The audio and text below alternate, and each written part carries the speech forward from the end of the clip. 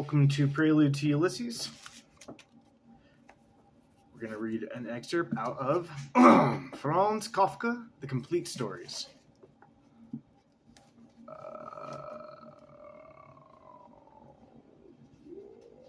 We're going to read, unless I already read this. Fuck, I was just trying to find out if this was what I read last. I'm so dumb. I just looked through my videos to be like, okay, which was the last Kafka video I read? And instead of doing that, I didn't do anything, and I just turned on the video camera. Whatever. All right, today we're going to be reading, for the first or perhaps second time, Bachelor's Ill Luck by Franz Kafka.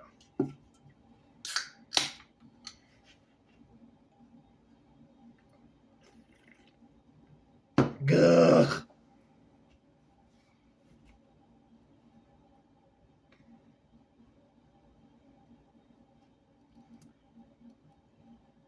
It seems so dreadful to stay a bachelor, to become an old man struggling to keep one's dignity while begging for an invitation whenever one wants to spend an evening in company.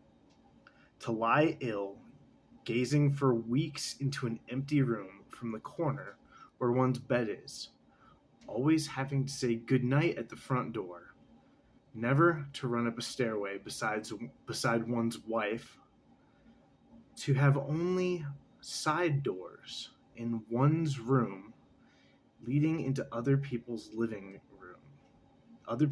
rooms, having to carry one's supper home in one's hand, having to admire other people's children, and not even being allowed to go on saying, I have none myself, modeling oneself in appearance and behavior on one or two bachelors remembered from one's youth.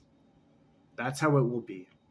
Except in that reality, both today and later, one will stand there with a palpable body and a real head, a real forehead that is, for smiting on with one's hand. I have read this. God, it's a weird one.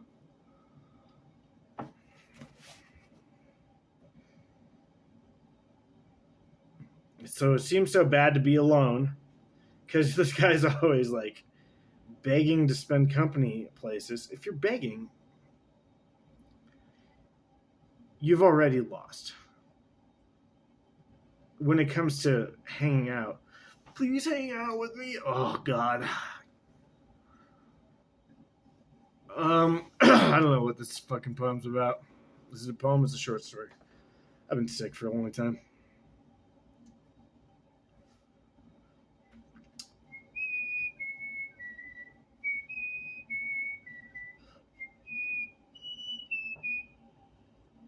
Okay. To lie ill, gazing for weeks into an empty room from the corner where one's bed is. Always having to say goodnight at the front door, i.e. just on dates or whatever. Never to run up a stairway beside one's wife, if you have a two-story home.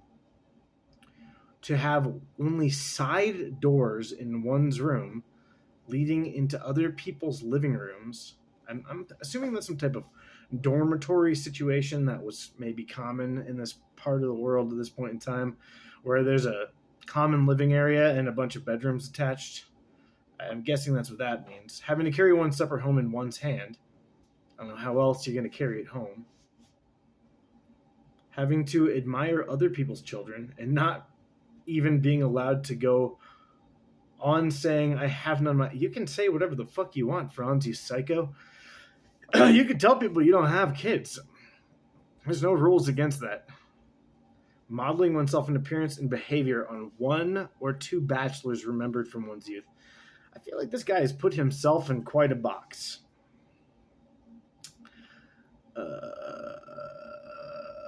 That's how it will be. Except that in reality, this is the last part I don't quite understand.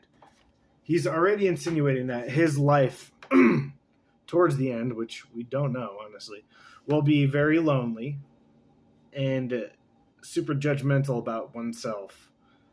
Whatever. And that people won't, I don't know, he'll probably have a weird living situation and modeling oneself in appearance and behavior on one or two bachelors remembered from one's youth. That's fine. I mean, I guess we all mimic the behavior of those who we think our lives are imitating. So, like, when I'm in a situation that I've seen my father or mother or sister in, I will more than likely mimic their behavior. Was that what I even meant to say? I don't know, man. I'm sick. I'm high on cough meds. Got a lot of them.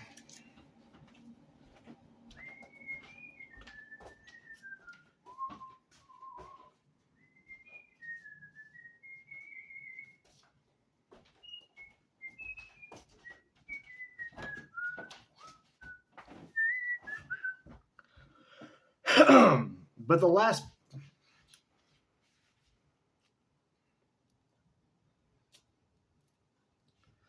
I didn't quite get the last part of this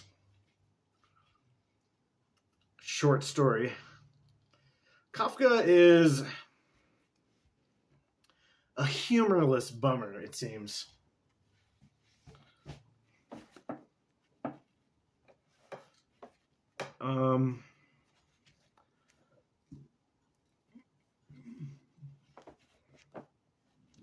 I've seen a few Russian films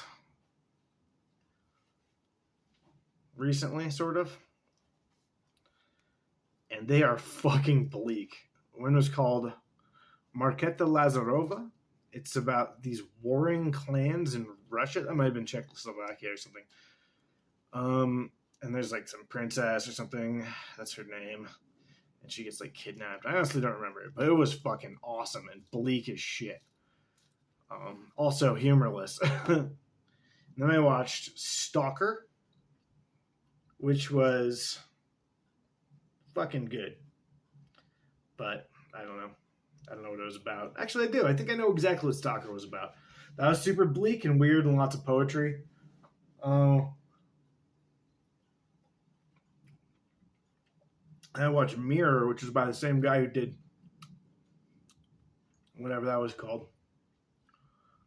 Stalker. That was good. I didn't quite like that as much as Stalker, though. It's like I didn't understand what the fuck was going on. It's pretty bleak as fuck, though. But those three films are only of two directors. And then I read the book Hard to Be a God, which was fucking excellent, by Boris and Andrei Strugatsky, which are these two Russian brothers who wrote sci-fi, who wrote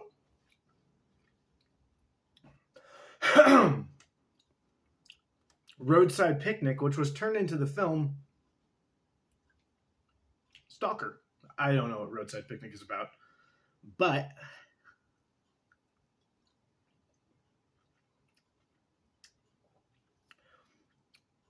they made a movie about Hard to Be a God, which is basically about kind of like a Star Trek universe where Earth has solved all its problems and we're just out there exploring. And in order to explore other planets, we like send in sort of spies with these cameras on their heads. Or he wears a crown in this book, and he was sent to a medieval planet, and he just lives like a medieval guy. And it is disgusting. Everyone's just killing each other. Everyone's shitting on each other. In the book is excellent. He's trying to find this priest. This guy is collecting the smarter people to not be savaged by the brutal society that surrounds him. So hates books and like is in a pandemic of knowledge in search for God or whatever. Probably, which is what a lot of life is like for a lot of people. And so he's protecting the scientists and the artists from the religious. And I mean, that's kind of all in the background, but that's his goal. Is he's trying to find this one dude and bring him to whatever this protected place is, where he won't die. But the movie is fucking psychotic, man. You would never know what it was about. It takes like a third-person point of view, or first-person perspective, just wandering for 3 hours. This miserable medieval land. It's fucking insane. It's an epic, amazing movie. I bought it. I don't ever want to see it again. That was disgusting. I didn't have a fucking clue what was going on. But that was good. Russian. What else? Oh, yeah. This last sentence is confusing. That's how it will be. Your life will suck as a bachelor, I guess. I'm a bachelor. Should this hit home for me a little harder than it is? I don't know if it is. I don't know if I'm feeling anything about this. It's just pathetic. I don't feel this way at all. No, do you? I guess a little bit. I'm nervous that. I mean, loneliness is a weird thing, right? You need it. It's very important to be alone, not to be lonely. I need it. But you don't want to always be alone. I don't think I've ever found a good balance of people and no people. Because I, for sure, need no people. Need no people sometimes. And need people sometimes. That's how it will be, except that in reality, both today and later, one will stand there with a palpable body and a real head, a real forehead that is, for smiting on with one's hand. I don't know what that fucking means. I'll have to look up the word palpable.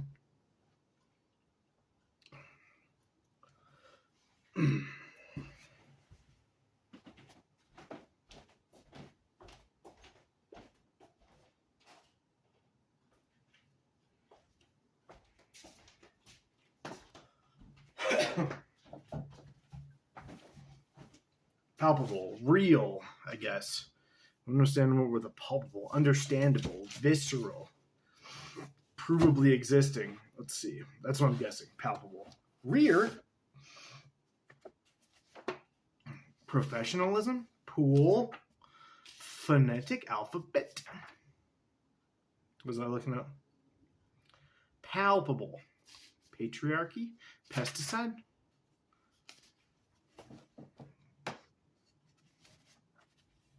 LMND, paleobiogeography.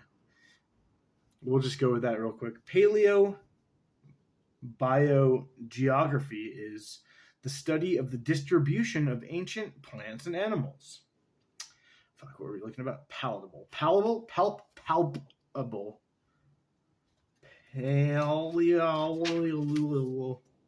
Palm panda. Pulp.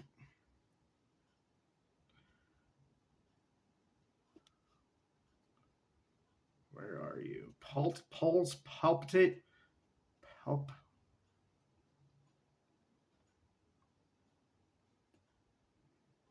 palpable. Readily or plainly seen or perceived, obvious, capable of being touched or felt, tangible. So that's how it will be, except for you'll stand there with a palpable body and a real head, a real forehead that is, for smiting on with one's hand. What's smiting? I think it's that. Is that smite?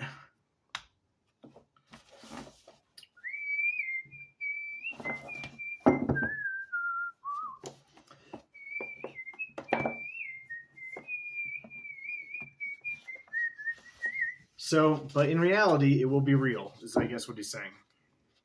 And not just a page in a book. It's pretty fucking depressing, really, fucking Kafka. It's cool.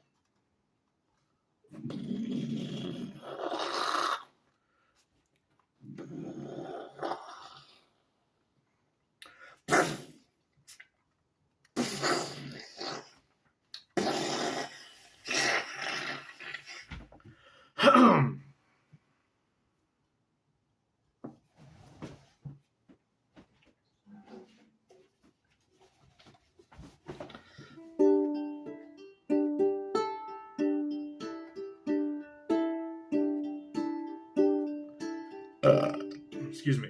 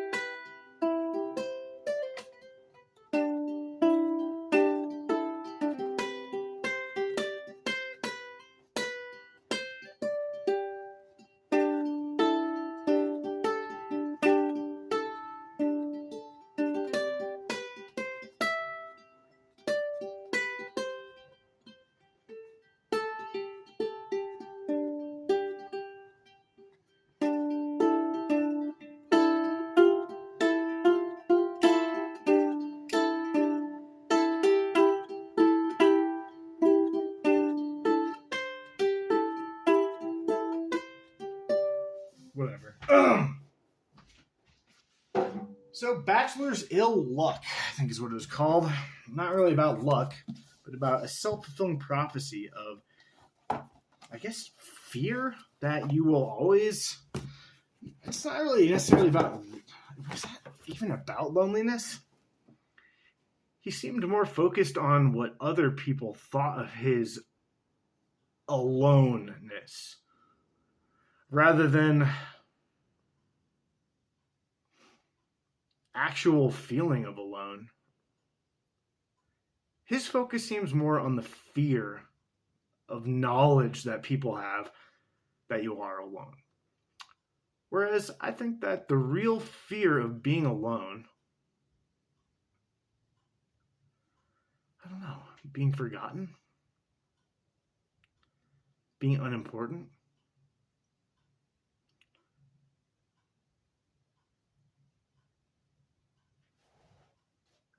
Haven't you felt that way with people, though, in your life?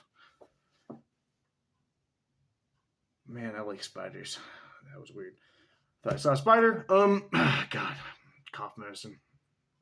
I don't know. Franz Kafka hits me weird, man.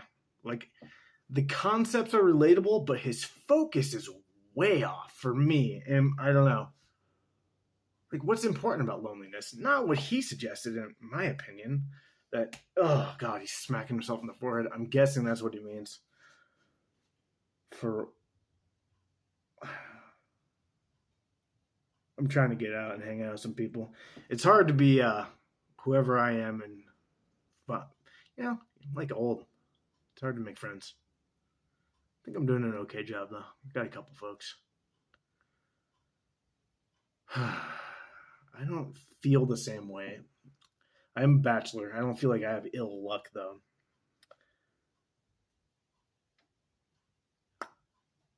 Do I? Am I trying to pretend like I don't? No, I think I actually am not lying at all about any of this.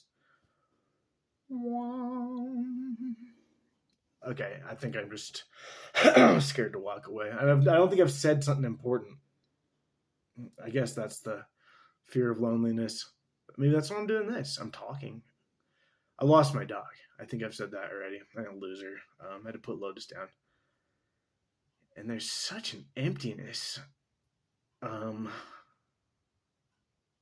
Such an emptiness. I have a disease. Well, I had a disease that made me go. I was paralyzed. I've had to relearn how to walk and do everything. But for the last 8 or 9 months, I'm still pretty fucked up.